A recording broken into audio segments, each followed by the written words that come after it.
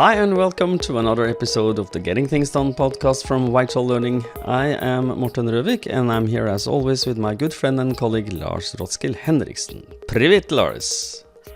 Привет, Morten. Good to see you as always. Very happy to be here with you and with all our listeners and viewers out there.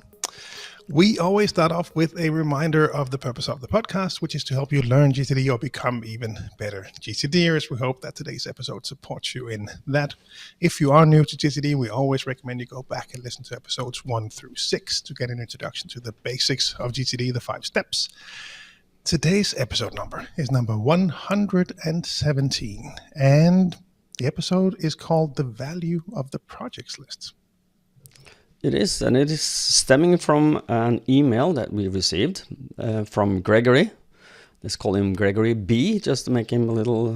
I'm sure he wouldn't mind us telling his full name, but Gregory B, thank you for sending us emails. And he has done something a little unique, Lars, hasn't he? It's we have said this so many times over the years. The GTDers are the nicest people. I think this just is one more example of this. Gregory has been working on a podcast episode, I think, in his head, and he has made some show notes, and then he created a PDF, and then he sent it to us. Said, maybe you want to talk about this, and we agree. so it's a good idea. It is fantastic service, and we'd love to dive into this.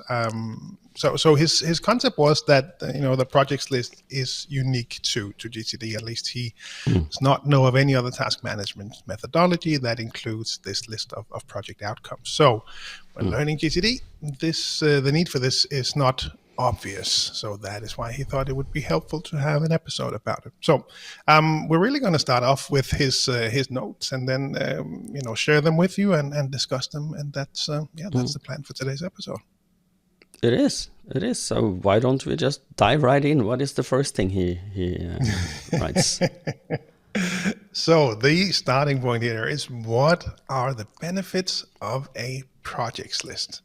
And then in parentheses he says, see below. So he has added a list of 10 items that I thought we could walk through and just discuss as we go through them.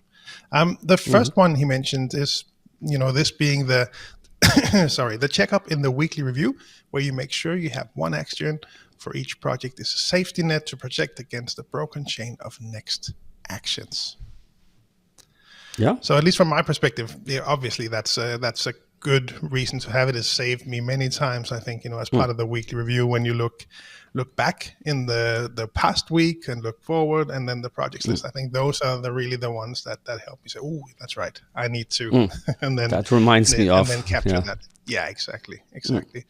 And those stalled projects, that you don't miss them, because it's, we try to, at least I try to, sit down and I check off my list, and when I've done something, but sometimes your next action is to talk to Bob, and you met Bob when you were walking down the hall, but you forgot to update that in your system. So perhaps you just, crossed it off and didn't add a new next action, right? So this is an obvious example of why it's so helpful to have this project list.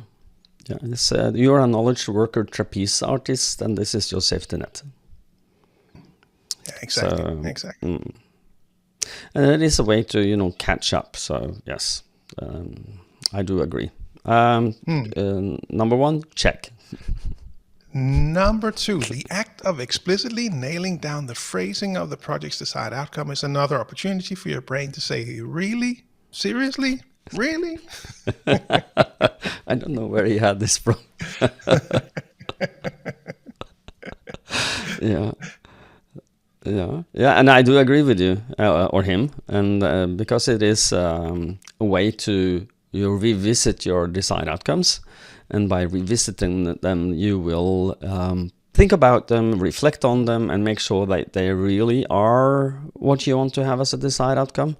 And it's also a way to, as he uses my paraphrasing from my son's words to me, that kind of helped me understand the power of what I call the bullshit filter in your brain, where you can ask yourself, really, seriously, am I going to do something about this? Yes or no? So, and if it is it is a good opportunity. I do agree. What do you think, Lars? Yeah. I would add to that what it helps me as well is to set the right level of how deep I want to go with this project. So meaning that, how good does it have to be done? Because I have a natural tendency to make everything 120, 150% when 80% is good enough. So actually stopping and reflecting on that and making sure that setting the right level for myself, setting the right finish line. I think that is just so critical for me in order to maintain the right amount of work that I want to have on my lists here. Yeah, I do agree with you. There's a way to make sure that what's on your lists are what's really should be on your lists. And I don't think he's talking a little lower down on his list about the areas of focus, but I'm thinking that it is also a way to invoke your higher horizons to make sure that what you're doing is actually in line with what you would like to achieve with your life and work. Yeah, exactly. Seriously, exactly. Really? Seriously. Number 3, as a human being, it is so easy to forget one of your many commitments, promises made to others or yourself, but a list never forgets. Yeah. So that is the starting point from Gregory as a third point, benefits of a projects list. Absolutely agree. I think for the most part, my commitments to at least to others will frequently show up as next action, and less so on a project level, or it could be perhaps in a work context. Then it might be more of a there's a project from you to me, for example. That might be the case. But yeah, in essence, that goes both for the projects list and for the lists themselves. Overall, they don't forget. I'm always reminded of one of the coaching clients that I had a few years back around COVID, where he was out for 3 weeks, and he just highlighted the value in. I was, not feeling well, had to lie down, could not do any work, but there was always some kind of calm and comfort in knowing that the lists are there, the process is there, it's all ready for me when I get back. So let me focus on getting healthy again, and then the list will be there for me. Yeah, I agree with you, and it is this. I would say, the level 2 seminars specifically talk about this, the value of the complete project list. The more complete your list becomes, the more a realistic photo of what you have committed yourself to is, the more complete it gets, the less is inside your head, which is where we want to be. We don't want to think about unnecessary things. We want to think about the important things and stay in the moment. So yes, I do agree. Yeah, exactly. Number 4, if you're confronted with a complete inventory of all your commitments every week, then you'll find it easier to say no to new obligations. And I'm a big fan of this one. I've been working with this perspective for almost since we started. One of the earliest participants that I remember who really benefited from this also actually wrote an article on our website a long time ago describing how she would use the projects list to actually present to our boss if there were too many things coming in. How do we actually work with this?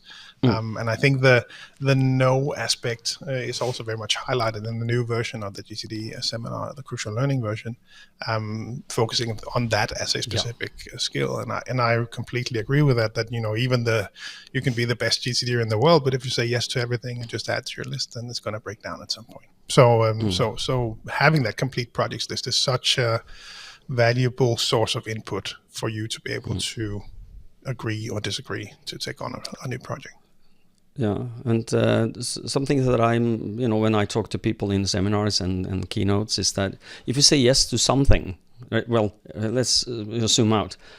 Do you agree in this statement that there is always more to do than there is time?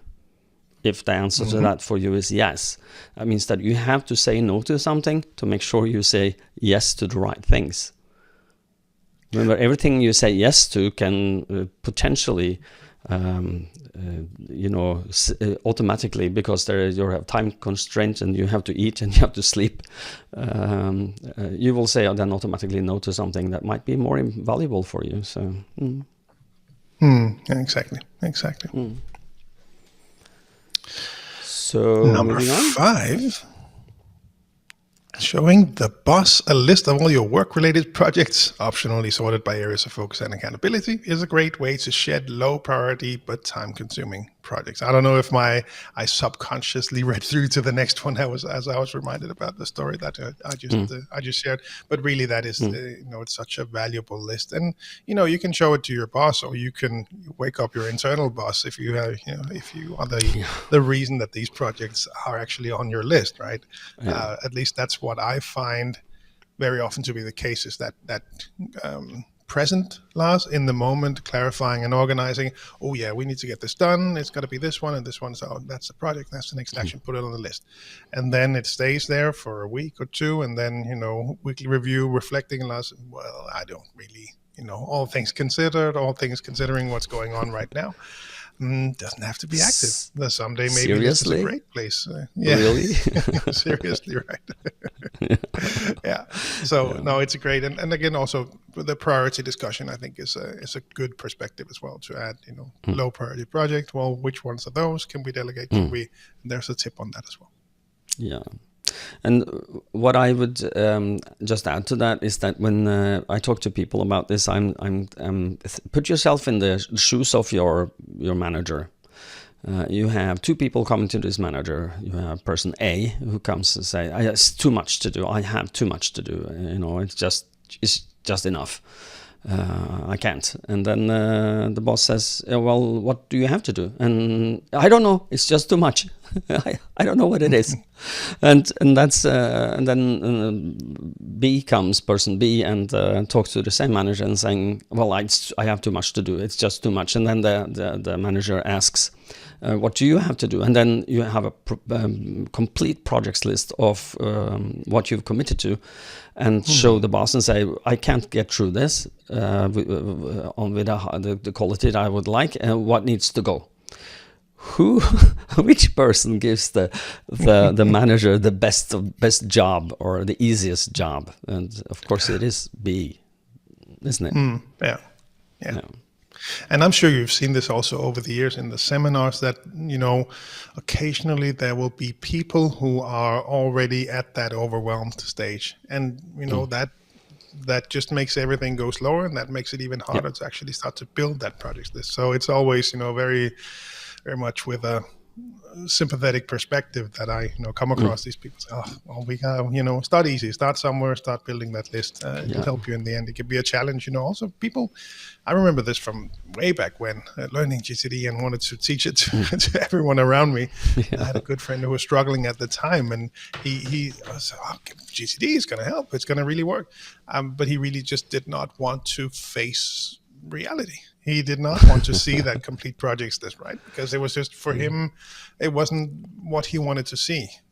He wanted to focus on the big picture, long term, very visionary kind of guy, but did not want to see where he was at right now. So that's also a perspective to keep in mind. Yeah, and but if you look at this from a commonsensical part of you just disconnect from emotion and focus on this, is that if you want to have more overview, more control, and get more of the right things done, the 5 steps of GTD is the only commonsensical way of doing it. It's just common sense. It's logical. So you have to get everything out of your head that you might not want to do something about, and then structure it by clarifying, organizing things, and then reflect it on a regular basis. And if you are leaving some things out from that equation, it will stay where? It will stay in your head.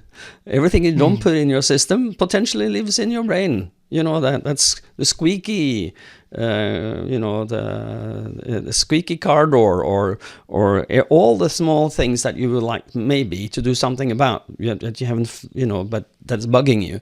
It's potentially stealing your attention. So get it out of your head. Make that list as complete as possible. That's my advice.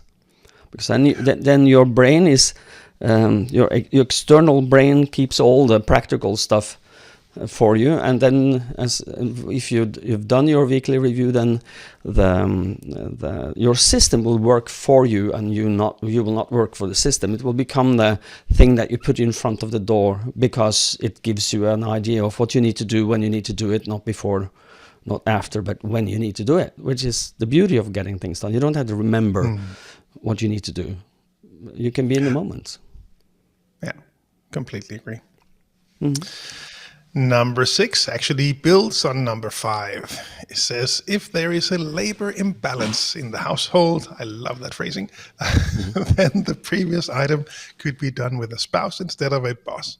I think that's absolutely the case. And it could be done on a project level, or it could be done, different next actions, small things that need to get done around the house.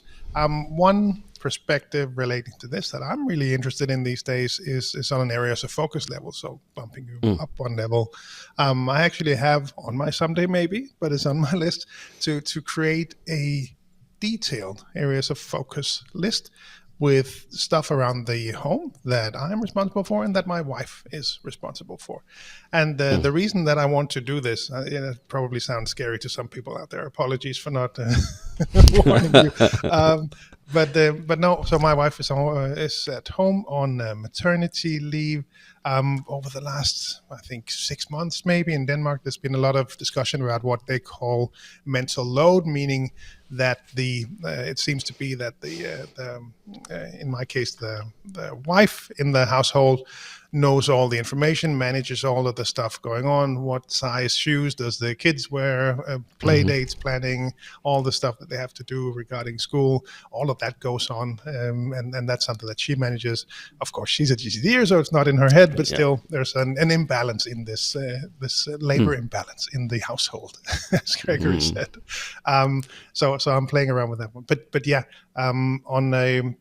on a project level, it's interesting, and perhaps even on areas of focus, balancing that workload to make it a fair distribution of work. That's a great use of the projects list as well. I do agree, and I have nothing to add. You said it all. Then I will quickly move to number 7, and I'll let you take the first stab at this one. Moving projects once finished to a project completed list can be a great feeling. Yeah, I do agree with Gregory there. That there are in the most softwares that you can use a possibility or a way that you can show completed, which is I don't do that all the time, but I do it maybe once a week during my weekly review, just to be reminded of what I have done, what I have completed this week. And one of the things that, but I don't want to see that all the time, so that's me. So I hide the completed because it becomes noise to me, visual noise. But that just to go back just for 1 minute and look at what you've done is always a good idea. Every now and then, making sure that you celebrate. What have I completed? And I have a coaching client who is very successful with getting things done. I've talked before that I create accountability emails that they will, all my coaching clients will, or the ones who want, most of them do, can reflect on how they have done with their getting things done practice after we finish the coaching for a year. And this comes back to this, and then she don't celebrate, or she didn't celebrate what she's done before, and so we created a celebration. Did you celebrate this week? Did you look back at what you did and patted your shoulder and said, well done? And she has great value of this, so I do agree that this could be a good way of celebration. But I think the value is in the celebration, that you say, oh, well, I did good this week, didn't I? Yeah, I did. And I feel good about me. Yes, I do. Yay. Yeah, exactly. Yay!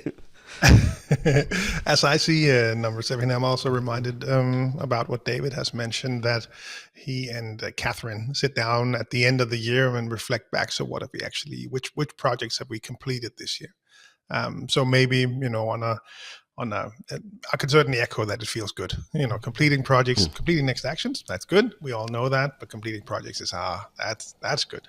And I think you can do that yearly reflection. You can do it as part of the weekly review. I used to do it when I had my system in OneNote because it just seemed to make more sense to be able to drag and move them around. Now in reminders, it's a checkbox and they're gone.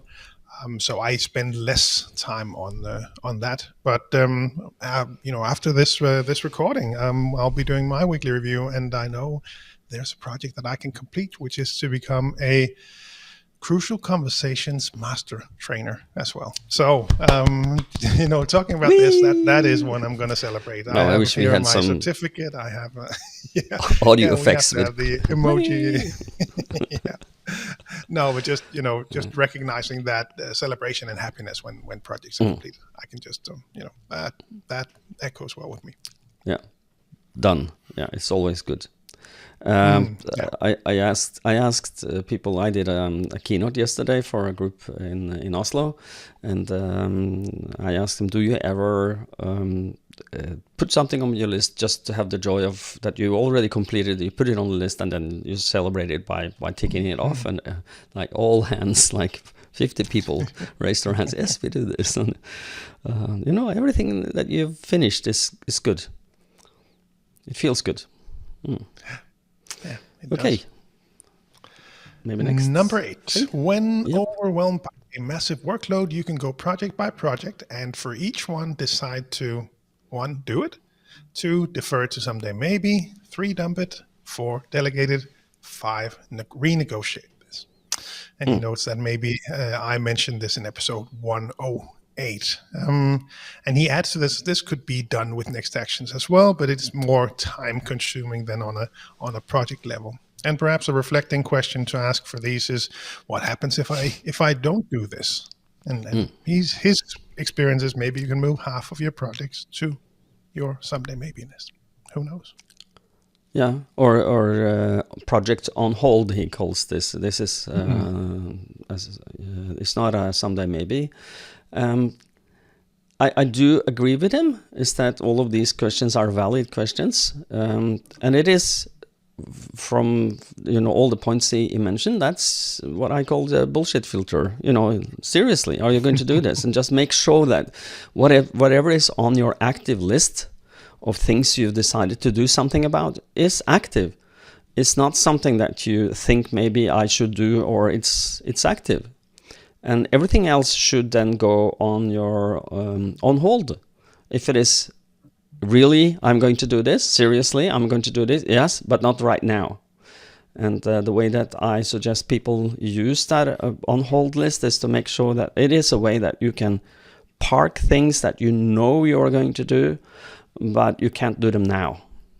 For example, there is a project that you're moving on, but you're waiting for someone else. You can't move on it this week, then put it on hold, because you will look at it at your weekly review and you can upgrade it to active later. And this act of moving things in and out of active, non-active is how you create the feeling of zen in your brain, or at least that's what I think. The balance between work-life balance. Make sure that because I meet so many people that has overloaded their lists, and they are burdened by the sheer amount of things they need to get done, and that's not GTD. GTD is making sure that you are doing the most important work, and as much as you think you should, but not more. Make sure that you have a sustainable way of relating to your list, and to create an on hold and move projects in and out of focus for what is active now. It's really good for your soul. Yeah. I don't. Do you use the on hold, Lars? Yes, absolutely. Yeah. And moving things back and forth, I completely agree. It's so helpful and so necessary to actually have that ability. It seems to be the case for me that I will I see, oh, it's not too long. The project list is fine, and the next actions list are pretty low.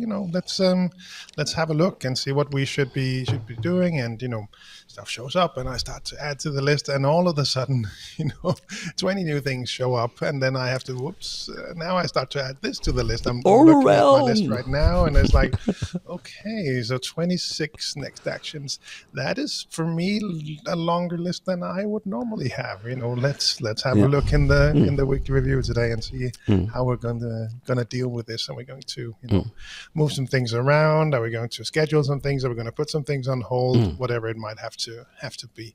That would be my next action on this. Yeah. And just to see that there is a kind of like, I don't know if you can imagine this, dear viewer, listener, is that imagine that you have a list that you're attracted to, that you really want to go in and have a look, and what can I do now? What can I tick off as done in the time that I have available now? And the idea is that when you create a list that is not overwhelming you but attracting you, and that is a complete different the ball game. So if you have the most important things, projects, desired outcomes that you would like to complete, and then just the next actions to those available for you, you're creating a way to succeed. You can complete something, or do a next action, or complete a project, and clap yourself on the shoulder and saying, yeah, well done. And that value of that, I wouldn't use the word as magical, but it feels really good. So try it out. Yeah. Certainly agree on that one. Number 9, it's much easier to delegate projects, in parentheses, each with a desired outcome and possibly a suggested next action, than to do delegation at the next action level. I don't, just building on that, I don't know if it's easier is the right, or not perhaps the word I would use, but it's certainly, it's if you can hand over on a higher level. That's what we've been talking about as well in the podcast before. You can delegate a next action, ask someone to perform an action, get back to you. If you can hand over the entire project, obviously, then they have the ball, the ownership, and they can move forward on that. We could also zoom out one more level and say, okay, well, could they take over this complete area of focus? Because then they have the, all the moving parts in that, and you can just check in on whatever frequency makes sense for you and see how things are going. So, but the point is well taken, that it simplifies your life if you can hand over on a project level. And of course, that requires that you have defined the desired outcome, perhaps aligned with the other party on the desired outcome, and possibly the next action as well. I would go in a little different direction.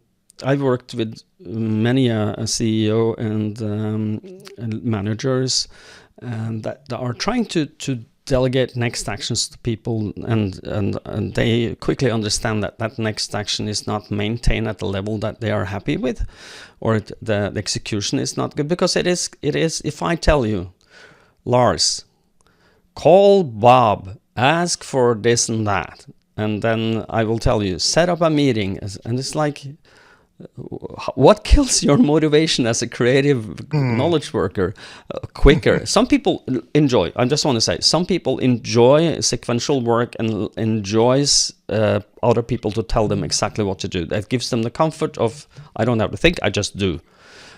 Which is, I do agree that people, some people don't want to think, and that's fine.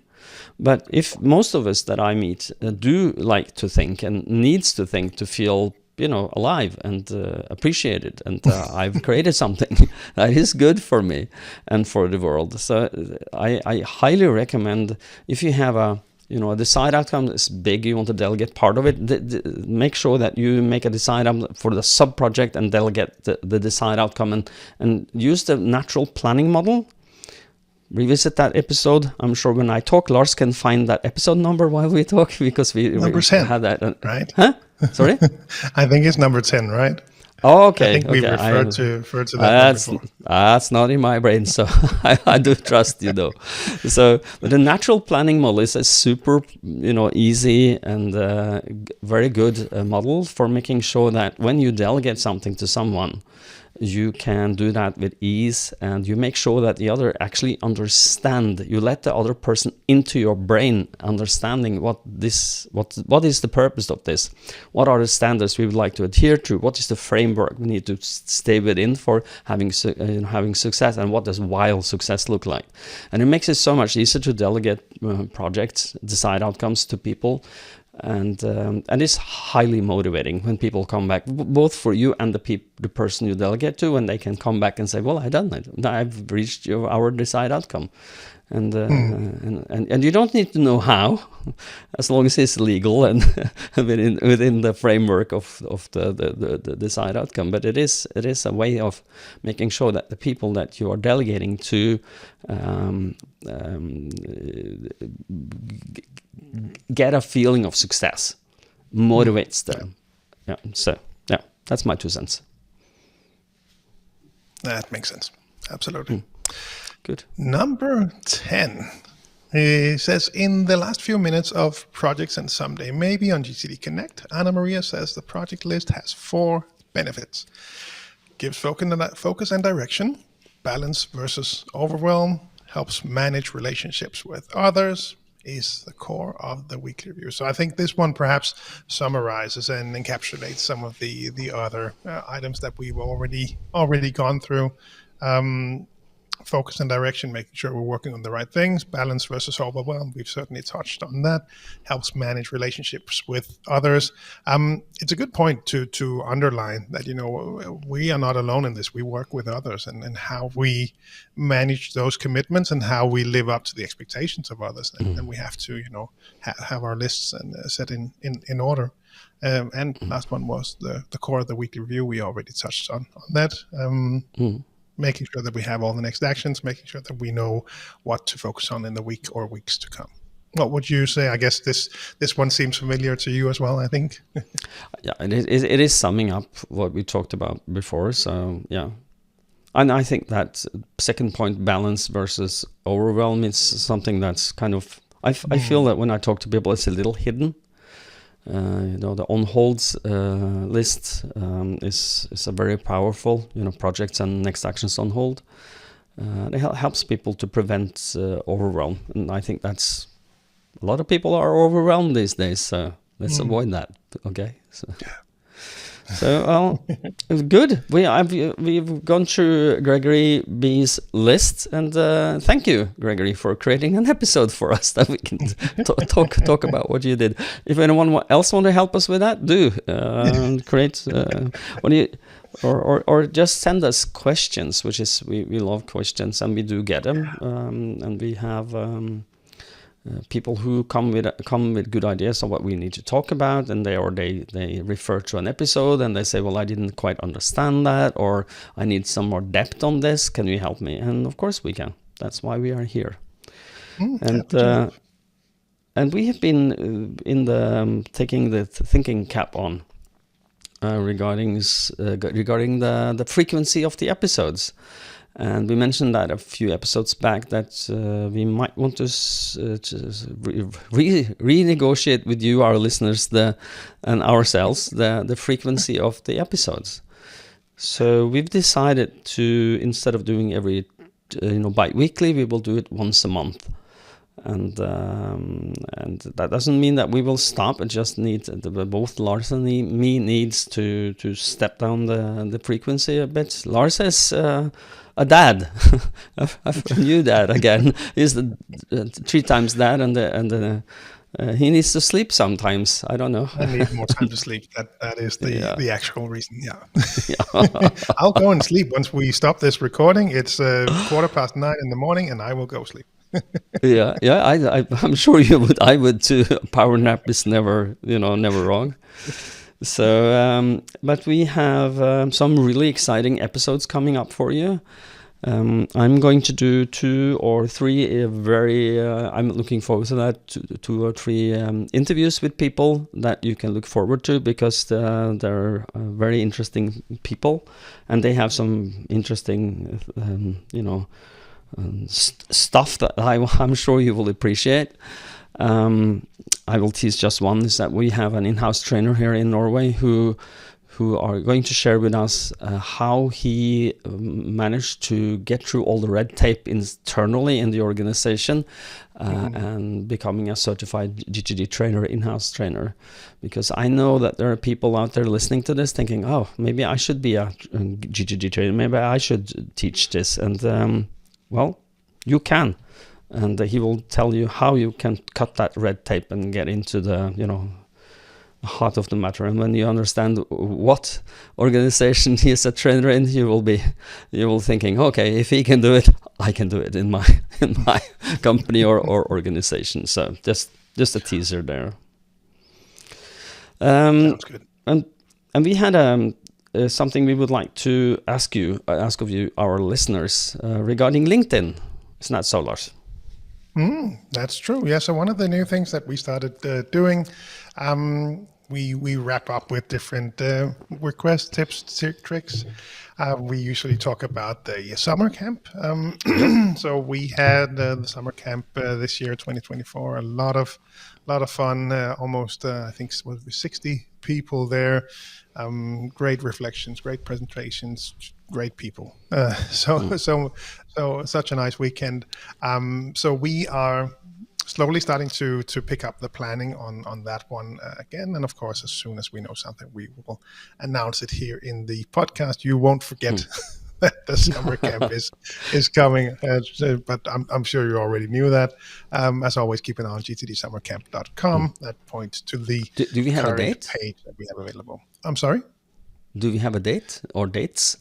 We have a tentative date, but Okay. we haven't finalized it. We haven't committed to it yet or booked it yet, so we don't want to throw it out there yet. But around the same week in June, that's likely when it will happen. Okay. Teasing. Good. No, I think what you were referring to was yes, me too.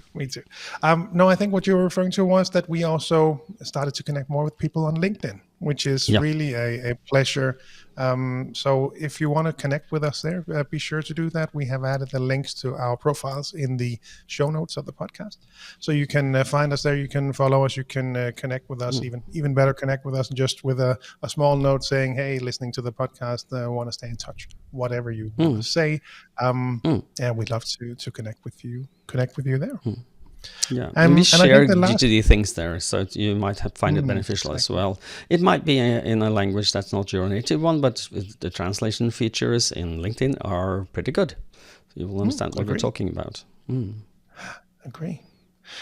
The last one on my checklist to mention as well is, of course, to head on over to VitalLearning.eu, have a look around, learn more about the company, the different offerings, the GTD. You can find your way to the local country websites. You can learn more about the level 1, 2, 3 seminars, speeches, coaching, whatever you were looking for. It's all in there, the newsletter.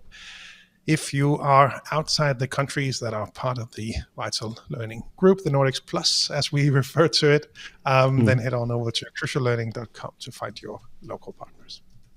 Yeah.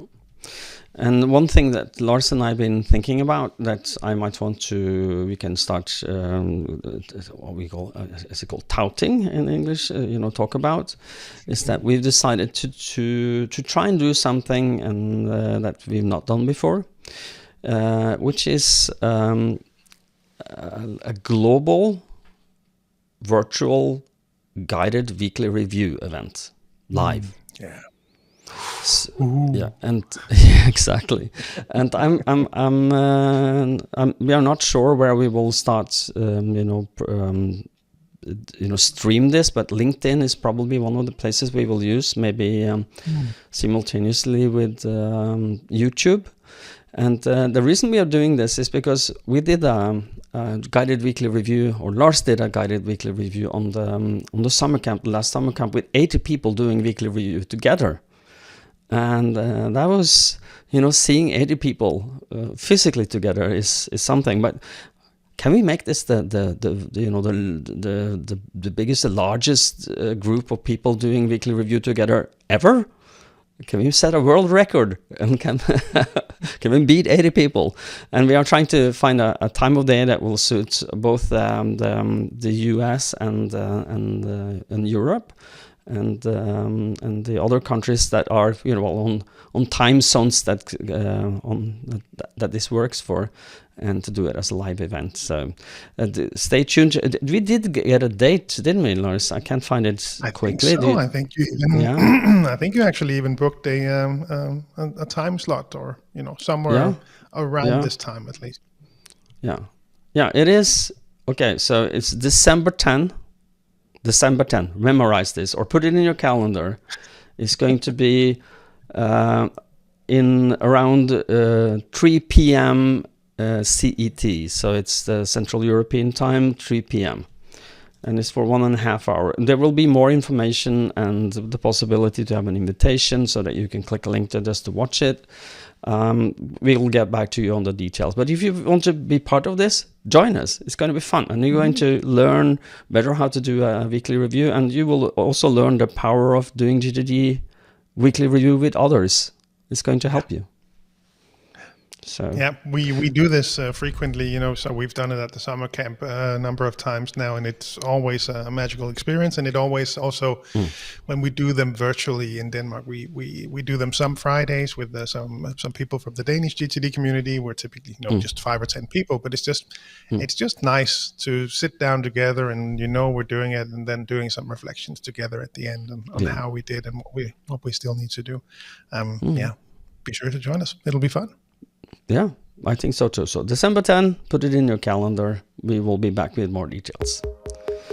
So I think we are at the end, aren't we? Do you have something else you would like to add? No, me neither. Nope. So until next time, people, stay safe and stay productive. Bye-bye. Bye, everyone.